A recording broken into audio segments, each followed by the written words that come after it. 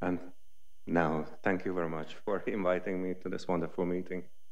Now, the topic that I'm going to talk about uh, demands clarity, especially about the meanings of the terms that we are using in describing the phenomena. So let me start with a little bit of semantics, and then we are moving on to metaphysics concerning the issue of intelligence. So what is the meaning of the term intelligence?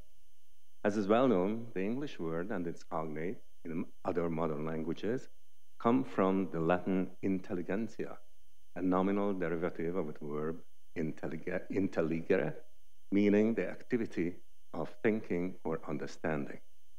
However, as is often the case with such nominalizations, it was used not to refer to the activity itself, for which the scholastics coined the word intellectio, or just use the infinitive of the verb, as was their wont, intelligere, but rather to the ability or capacity or power to perform the activity, and thus, in this usage, it refers to the same as the most commonly used name of the power to think, namely intellectus, that is intellect.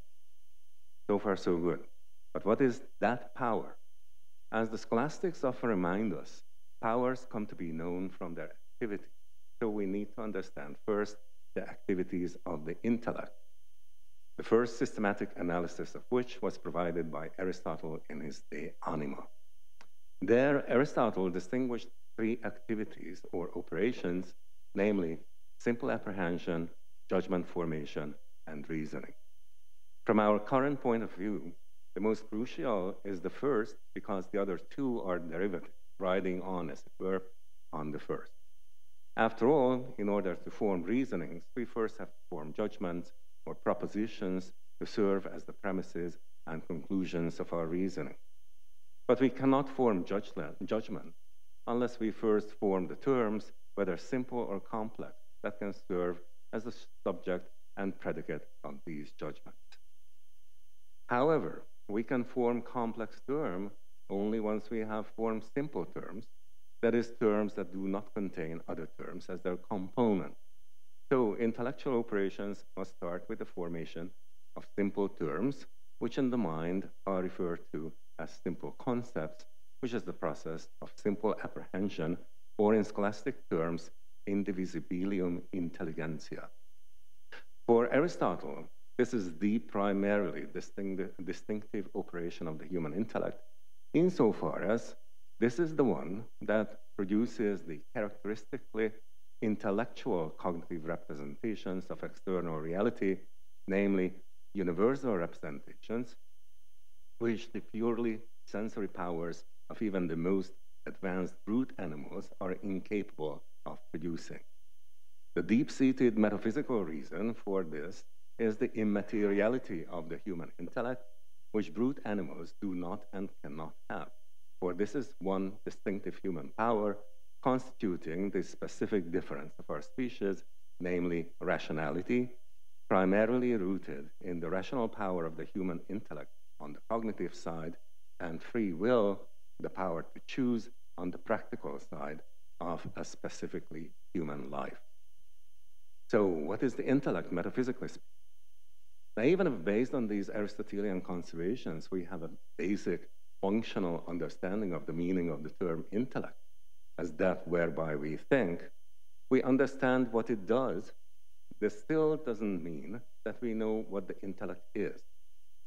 Or to put the point in scholastic terms, even if we know the quid nominis, the meaning of the term, based on from what we give the name, from what we give the name, that is aquo nomen imponitur, namely the thing's function, we may still not know the quid rei, the essence or quiddity of the thing referred to by the term according to this meaning, that is to say, that to what the name is given, ad quod nomen imponitur, namely the thing that performs the function in question. After all, in Aquinas' time, it was an open question whether it was a separate substance, as Averroes and the Latin Averroists held, or an individual power of individual human souls, distinct from these souls, as Aquinas held, or the individual intellective souls themselves capable of performing the intellectual activities as Augustinian theologians held, not to mention the later materialist followers of Alexander, such as Pietro Pomponazzi, who held that even the intellective soul was just a material form doomed to die with the death of the body. But we should certainly add to the mix our contemporary materialist or physicalist or naturalist who would hold that these activities are simply the activities of the human brain, which means that the power or capacity or ability to think, if such sort of elite turns of phrase are even admitted by them at all, is but a highly complex physiological feature of the human brain, or especially Jeff's frontal cortex, as we were reminded by him. Okay, to be sure, all these doubts concerning the genuine ontological status of the human intellect would have to be settled in terms of metaphysical argument. In the foregoing, that is in the abstract, I have promised that I am indeed going to go into the detailed analysis of one of Aquinas' main arguments, arguing for the immateriality of the human intellect, thereby excluding materialism, and also for the individuality of human intellect, thereby excluding Averism, while maintaining its distinctness from the human soul, such as Augustinians. So, let us see that argument first. In his commentary on the sentences of Peter Lombard, Aquinas summarizes a proof of the immateriality of the intellect he attributes to Aristotle in the following way, and I quote, "Aristotle shows that the intellect has an act of being separate from matter, not dependent on the body. And for this reason, it is not said to be an act of the body. And Avicenna calls it a form not submerged in matter, and in the Liber de Causis, it is called a form not brought down on the body. And the middle term for demonstrating this is taken from its operation. For since nothing can operate except a thing that exists per se, it is necessary for a thing that has a separate operation per se also to have a separate act of being. But the operation of the intellect belongs to it separately, so that it does not communicate in this operation with a bodily organ. And this is clear for three reasons. First, because this operation covers all corporeal forms as its objects. Therefore, it is necessary that the principle of this operation be free from all material forms. This is actually Aristotle's original argument in the third book of the De Anima. Second, because understanding concerns universal, whereas in a corporeal organ, only individuated intentions can be received. Now, this is the argument that I'm going to go into in detail. I think this is quite original with Aquinas himself. Third, because the intellect understands itself, but this does not occur in a power whose operation is performed by means of a corporeal organ. I'm not going to deal with this self-reflectivity argument, but Thérèse Coury had a wonderful analysis of it in a recent book. And years earlier, here in Rome as well, where I first encountered her. The main argument can be put in an explicit syllogistic form as follows. Whatever has an operation separate from matter has an act of being separate from matter. The second premise, the intellect has an operation separate from matter, therefore the intellect has an act of being separate from matter. So far so good, but the second premise is questionable, and it is the second premise that was argued for very briefly in terms of three arguments in the text, and I'm going to focus on the second. So in the first premise, just to understand it clearly, any act separate from matter, whether it is an operation, a secondary act, or an act of being, a primary act, is an act that does not actualize matter, as opposed to acts that do, such as an act of sight, or the act of being, of the power to see, which are clearly the acts of the eyes, optical nerves, and the optical cortex.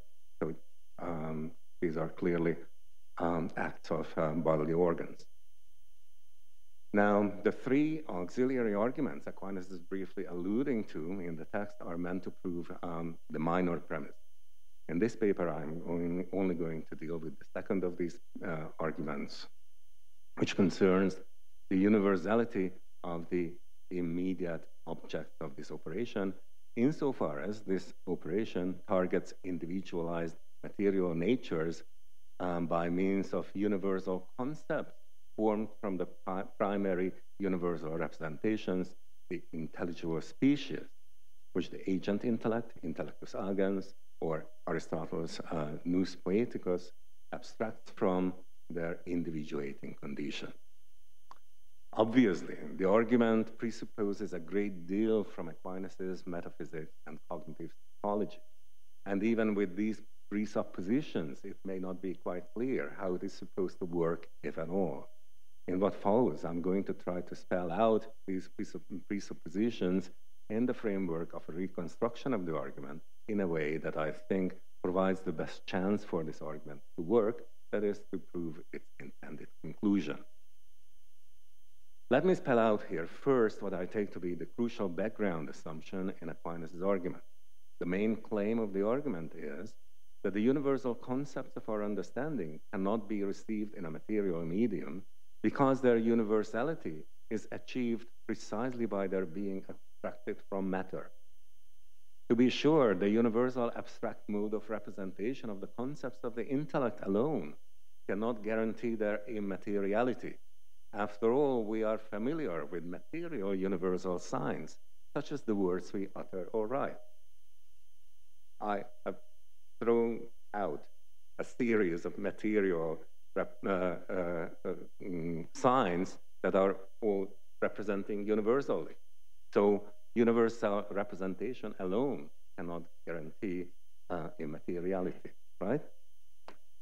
However, these universal symbols can have their universal representative function only because they are subordinated to the primarily universal concept of our understanding, a point to be kept in mind when we are going to deal with AI. So their derivative, conventional universality, need not entail any ontological constraints upon their nature. Such a conventional universality need not entail any ontological constraints upon their nature. Such a constraint may, however, be entailed by the primarily universal representative function of the concepts of understanding, which are formed as a result of the natural causality of sensible objects on the senses and the consequent further processing of the information thus obtained from the senses by the intellect. So it's a natural process and not a conventional assignment of some material symbols with this form of representation. The question then is whether, and if so, why, the primarily universal mode of representation of these concepts of the understanding formed as a result of the causality of sensible objects should entail the immateriality of these concepts, in the sense that the subject in which they are received, the intellect, cannot be material, that is, an act of a material organ such as the brain. The main idea is the following. The senses represent singulars in their singularity because they necessarily represent the sensible features of material objects together with the material individuating conditions of these features, namely the spatio-temporal dimensions determining their principle of individuation, the designated matter of these objects, that is, the matter of these objects contained under their dimensions here and now. The reason why this is necessary is that the causally active sensible features of sensible objects necessarily exercise their causality on the senses under these determinate dimensions. And so these sensible features are necessarily encoded by the senses as determined by these dimensions. Therefore, what encodes these spatio-temporal features in the senses are some corresponding spatio-temporal features of the sense organs, because it is precisely these features of these sense organs that are impacted by the corresponding features of their object.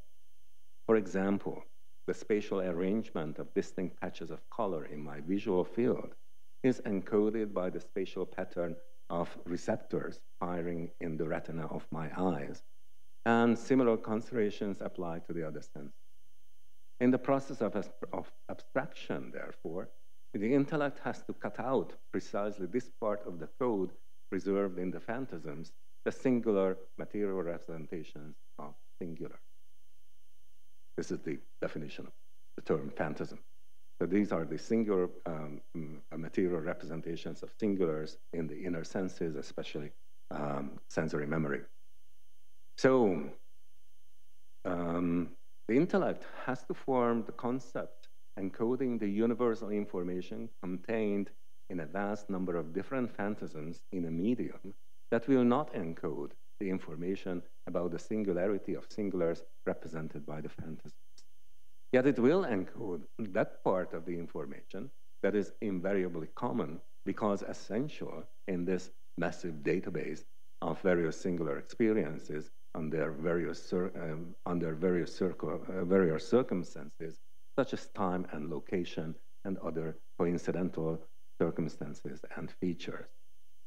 But then, since what encodes this circumstantial information in the phantasms is the spatiotemporal features of the organs in which they are received, the medium in which the universal representations are formed must be something that does not have the spatiotemporal features, that is something that does not have its own dimensions, which can only be a thing that is immaterial.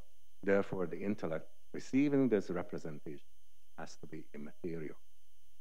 This can be seen, this is just a preliminary outline of the idea of the argument. Now, here comes a detailed analysis of it. As can be seen, the most important idea in this argument is that the singularity of representation is necessarily tied to the materiality of representations. Sensory representation is necessarily singular because it is material, since the singularity of the information in sensory representation is encoded precisely by the material features of sensory representations, namely the spatiotemporal features of the sense organs, including relevant parts of the brain, that are modified according to the spatiotemporal features of sensory objects, which determine their singularity. So, in brief, the argument can be stated as the following simple syllogism in Barocco, presupposing in its premises a system of natural encoding resulting from natural causality. First premise, all representations that are material in their being are singular in their information content. Second, some intellectual representations are not singular in their information content, namely the universal concept. Therefore, some intellectual representations are not representations that are material in their being. If the conclusion is true, then the subject of these representations is not the body or any bodily organ, such as the brain. So their subject, the intellect that processes these representations in the operation of thinking, is immaterial because it has as its subject the soul alone, even if the soul itself is the form of the body. So there are individualized substantial forms of individual living things, and among them, human beings have this special intellective power to form universal representations, which is inherent only in this form alone and not the form body or form matter composite. Okay. Thus, the abstractive operation of the intellect producing its primary universal representations, namely the intelligible species, is not the operation of the brain because it cannot take place in a material medium. However, a nominalist like John Buridan might ask, and in fact it did, just why couldn't this sort of abstraction be realized in some material medium, say the brain, as the processor of incoming sensory information? After all, even brute animals react to singulars indifferently in a universal manner. A thirsty donkey would drink just any bucket of water to quench its thirst, So in its brain, there must be some universal representation of water to drive this universal indifferent appetite.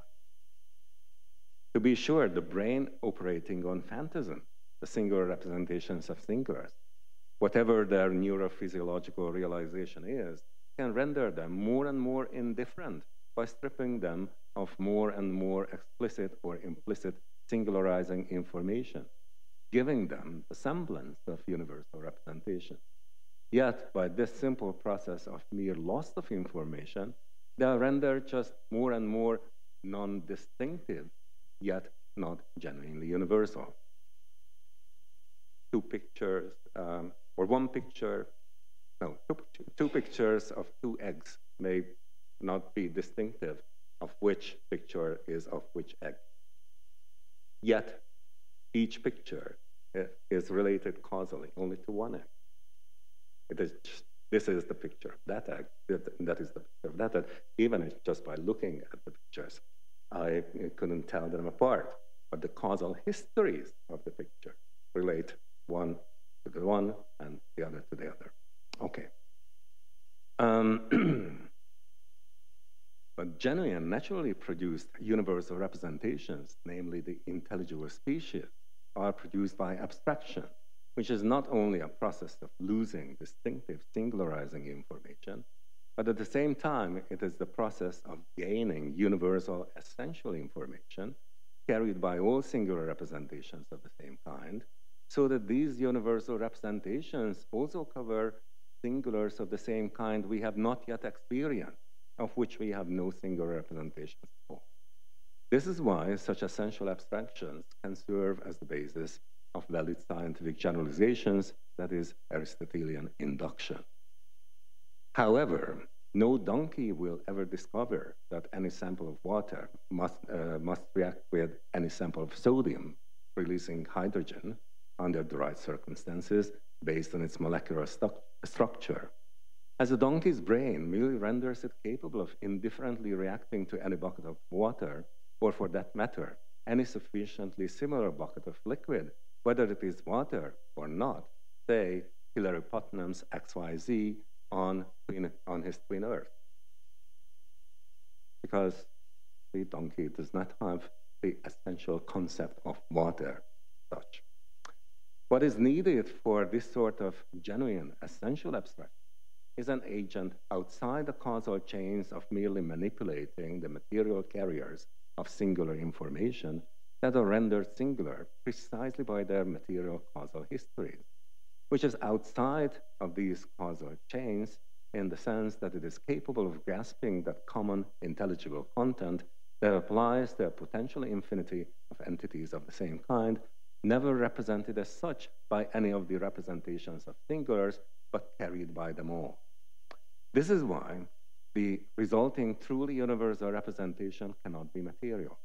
It cannot have this information content resulting from the further material manipulation of the material carriers of singular information, which are singular precisely because of their material causal history. So what is the significance of this argument for AI? So without any further metaphysical discussion of St. Thomas's argument, there can be a lot of doubts and objections raised to it, which can be handled individually and longer discussion, obviously. Let us just, for a moment, concede this conclusion. The implications of the conclusion for AI should be obvious.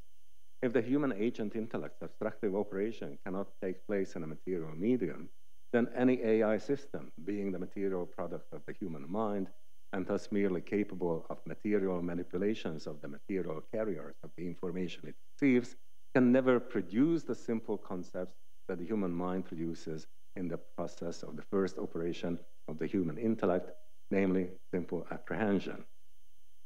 Although, of course, these products of the human mind can be fed into computers using an artificial language encoding our concepts, just as the universal terms of natural languages are material encodings of our universal concepts. Furthermore, the other two operations of the human intellect distinguished by Aristotle, namely judgment formation and reasoning, could quite credibly be mimicked by AI systems using some form of generative syntax and semantical modeling. After all, the generative syntax and compositionality of semantics of artificial languages we use in contemporary logic would be just a feature of language processing that such systems would thrive on, using their own high-level artificial languages for information processing. Such a system could check the validity of the Barocco syllogism presented above in a fraction of a millisecond, just like a hand calculator would perform a very long division that would take us a long time to perform, riddled with occasional mistakes, even with pen and paper.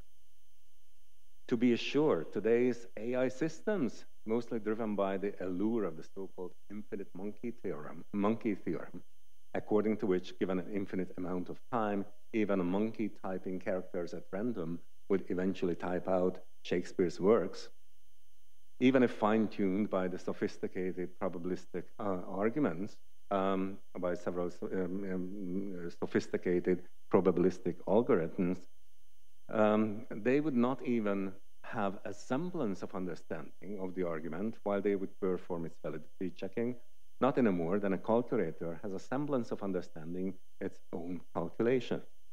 But on top of that, even the most advanced semantically driven AI systems of the future that might use something like semantic modeling of our concepts, like the semantic modeling of our concepts, would still have to use our concepts, which only we are capable of forming for the metaphysical reason provided by Aquinas' argument. Thus, if Aquinas is right, even the most advanced AGI, artificial general intelligence systems of the future, will always have to ride on the activity of the human mind, supplying them with its own concepts that these systems would never be able to produce on their own. So again, if Aquinas is right, then there is an absolute metaphysical barrier between human and artificial intelligence. That doesn't mean, though, that there are no features of human intelligence quite credibly mimicked by AI systems, just as there are features quite credibly mimicked by brute animals as well. So let me start with the latter first. An old Stoic topic for animal intelligence is the scenario in which a hound chasing prey arrives at a crossroads where it is supposed to perform the following disjunctive syllogism. The prey either went this way or that way, but didn't go this way, therefore it went that way. Despite its patina, this is the sort of anthropomorphizing of animal behavior that in its careless use can lead to serious misjudgments concerning the cognitive and other abilities of other life forms, whether natural or artificial. But of course, one should use caution already in using the phrase artificial life form. Unless we carefully distinguish the proper and analogical use of such phrases, we can easily, yet unjustifiably, transfer concepts properly applicable to one, but not so applicable to another. But just as we cannot properly say that the meal on our plate is healthy in the same sense in which we are, unless, God forbid, we are eating something that is still alive and kicking, so we cannot say that the hound is syllogizing in the same sense as we are. As Wittgenstein once wittingly remarked, if lions could speak, we would not understand them. And this is one step in the right direction, moving away from unchecked anthropomorphism. But to go all the way, we must realize the reason why. In fact, there is a reason why animals cannot speak.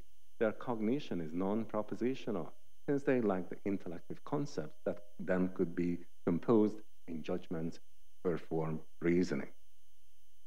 To be sure, more developed animals can also learn from experience and develop, indeed, even hand down to others behavioral patterns. As seagulls learn to break muscles by dropping them from high up onto the asphalt, but that is nothing like calculating the height required to reach the requisite speed to break the shell, which only a human agent would be capable of doing in possession of the concepts like the gravitational constant, that no seagull can reasonably be credited with.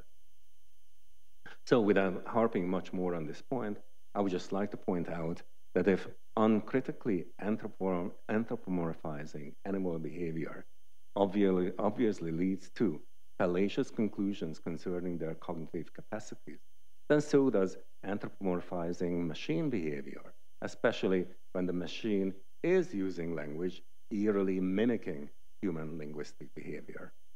But there is an even more pernicious implication of the conflation of proper and analogical uses of psychological terms borrowed from the description of human behavior governed by human intelligence.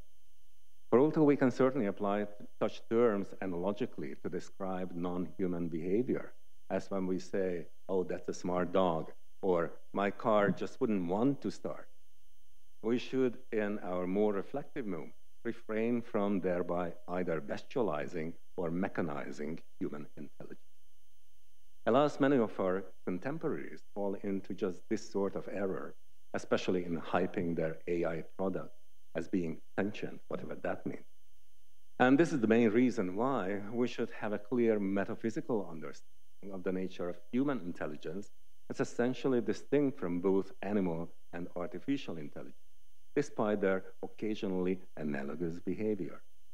But our best guides in this sort of investigation are precisely those Aristotelian scholastic thinkers who, in further developing Aristotle's functionalist approach to psychology, also paid careful attention to the analogical uses of psychological terms in describing non-human, animal, angelic, or divine intelligences, primus inter quos Thomas, first among whom is Thomas. Now, I have one more section, 1.5 pages. Oh, then it would fit in. So I was really trying to move fast. I hope not too fast at the expense of intelligibility. Okay, so, but before actually launching this sort of broader metaphysical investigation, we should also cast a somewhat broader net. While primarily focusing on the human intellect and its activities, we should also take into consideration other facets of specifically human rationality or specific difference to allow us further comparisons with the analogous functioning and powers of non-human cognitive or quasi-cognitive subjects, such as brute animals on the one hand, and computers on the other, not to mention angels at that for now, although we can also learn a great deal from those comparisons that the scholastics carried out in great detail. The main reason for broadening our investigation in this direction is that focusing solely on the purely theoretical cognitive intellective function of the human mind, we would exclude from our consideration the practical side of human life, in which, to be sure, intellectual cognition does and should play a major role. Nevertheless, it is certainly not the only factor in determining our specifically human form of life.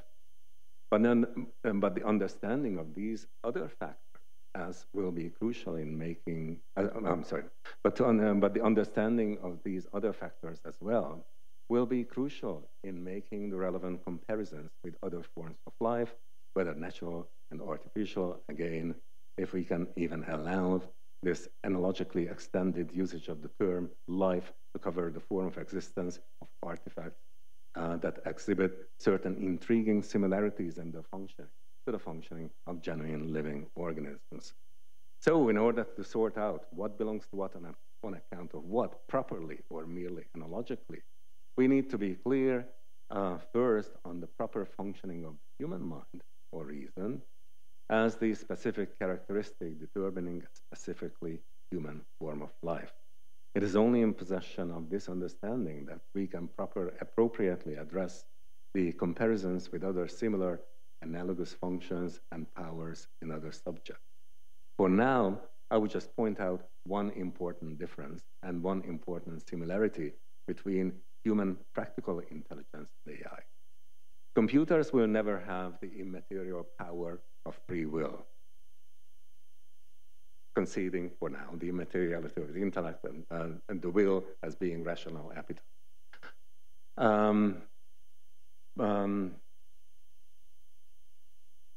So computers will never have the immaterial power of free will, but they will, or even already do, have the ability to imitate our choices, following the patterns of our own virtues or flawed habits. An AI system trained on dirty talk will just call dirty, disregarding all social norms of decent communication. However, if it is trained to recognize and reject dirty talk, its manners will definitely improve. Manners, again, in quotes. Thus, while we are implementing the training of these patterns, we have a tremendous opportunity. Instead of dumbing ourselves down, or the perceptions of ourselves to justify or even unjustifiably extol artificial intelligence, we can use the training process as a magnifying mirror to recognize and correct our own bad habits, thereby perfecting both humanity and its artificial limitations, recognizing in their magnified image the potentially horrific consequences of our own moral flaws. Thus, and this is happening all the time with the killer bot myths, obviously.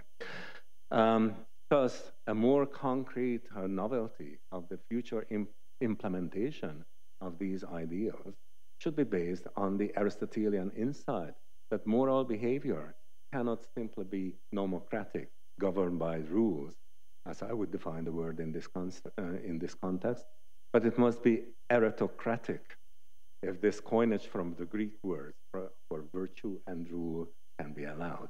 That is to say, governed by virtues. After all, rules must be universal, covering a potential infinity of singular cases. But their universality is always due to the fact that they grasp a single generalizable aspect of complex singular cases. However, the complexity of singular cases consists in the fact that they consist of a potential infinity of such aspects. Thus, for merely calculated decision-making, a potential infinity of universal rules would have to be taken into account. And that is the problem with positive legal theories, by the way, or as well, positivist legal theory or judicial theory. So, furthermore, it would also take good judgment in every case to know which rules apply in a given case and with what weight, given all the variable circumstances. This is why Aristotle wisely remarked that mathematical exactitude cannot be applied in all fields, and that it is the mark of a wise man to know the degree of certainty that is required in different fields. So, moral behavior is primarily not a matter of rule following or following an algorithmic pattern, behavior or pattern, but rather a matter of having a prudent intellectual perception of the concrete situation, given this practically oriented intellectual virtue, and a good disposition to make the right choice, which is a moral virtue. Thus, moral behavior is not so much a matter of rule following, but rather a matter of good training, which is precisely at the core even of today's AI systems. So one particular objective of our research program based on these ideas should be establishing the guidelines for the best training programs for morally good AI systems, again, morally good being in quotes. Thank you very much for your attention.